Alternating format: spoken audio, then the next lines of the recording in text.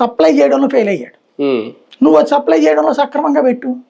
అదే కదా. కానీ దాంట్లో ఫ్రీ అని చెప్తుంటివి, 10 పైసలు ఆదాయం లేదు, సంపాదించుకుంటున్నప్పుడు నీ నాయకుడే.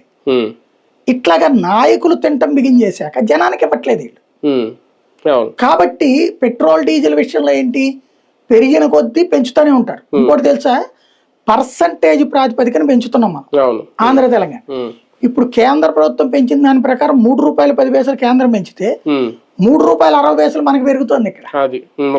పెంచిన దాంట్లో కూడా మనకి ఎక్కువ పెరుగుతుంది. పెంచిన దాని వల్ల కూడా మనకి ఎక్కువ ఆదాయం. ఈ Amaravati cess, road cess, library సెస్సులు, ఏంది సెస్సులు? ఈ దోపిడీ ఆగితే ఇవాళకి ఇవాళ మనం ₹30 తగ్గుతుంది. కానీ ఒకటి సార్, ఇప్పుడు ఇది నిజంగా చాలా వాటి మీద భారం, డీజిల్ పెట్రోల్ ధరలు.